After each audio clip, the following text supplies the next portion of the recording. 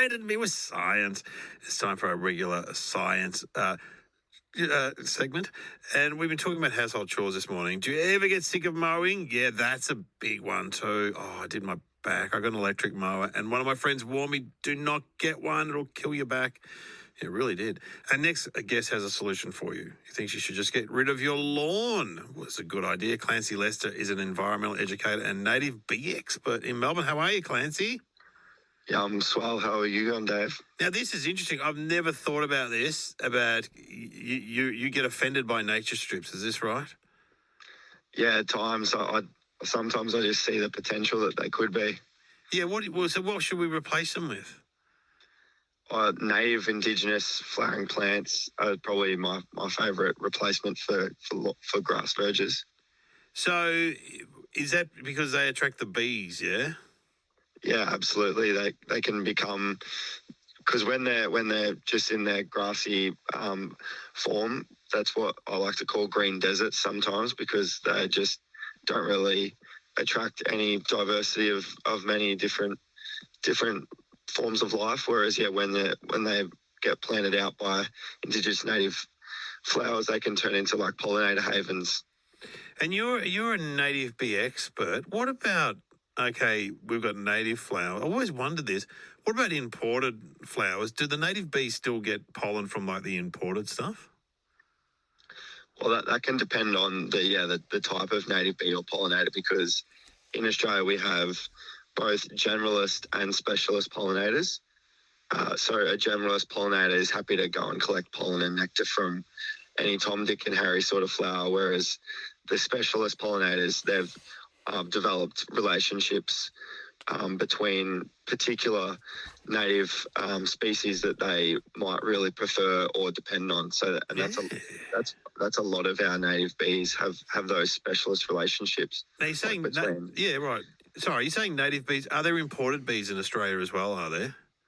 Yeah, that's the European honeybee, so that's not a native species, and that is one of the generalists that's more than happy to go off a lot of those exotics and imported native species. Do these bees get along, or is this they don't get along, the natives and the imported ones?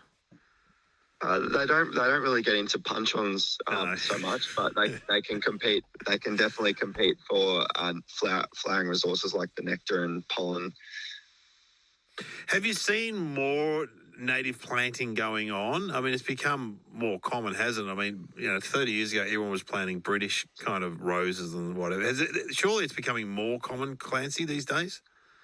Yeah, and this is something I did a call out on my social media just the other day, and people were replying to me saying that they've been seeing, native nurseries advertising more job positions, and landscaping companies seem to be adopting more and more Indigenous plantings into their designs, and the demand for native Indigenous plants is increasing, as well as councils reducing the guidelines and restrictions on permits for like the native planting nature strips instead of grass.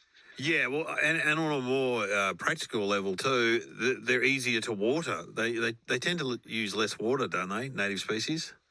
Oh yeah, absolutely. Once they've established in a garden bed, you can imagine what some of the native plants have adapted to for millions of years in the Australian climate. So they're not really going to give a shit about getting watered sometimes. Yes, I like it. And so, have you seen? Okay, that's individuals, but you reckon councils are getting more on board these days with native stuff? Yeah, absolutely. And I suppose that would be responding to a change in the demand, or like the public perception around it. Like if more and more people are asking permits, can I plant some natives out the front of my house? Like they're going to be like, yeah, well, we're going to have to get some guidelines or permits in place for this to happen. Yeah. Hey, thanks, Clancy. You're doing a good job here, and you're getting it out there. I appreciate it. Clancy Lester, an environmental educator and native bee expert in Melbourne. And people are texting in, Dave, lawns are the greatest scam of modern times. A non-native monoculture that produces nothing but takes up our time. Complete waste of time. Native gardens or edible plants are the go. Yeah, there we go. I do like a bit of lawn, but I know what you're saying there, Scott. Anyway, you can call us if you're getting rid of your lawn. I know people, yeah, because Native Garden, they just look after themselves, and that's a good thing. Lawn, you've got to mow it.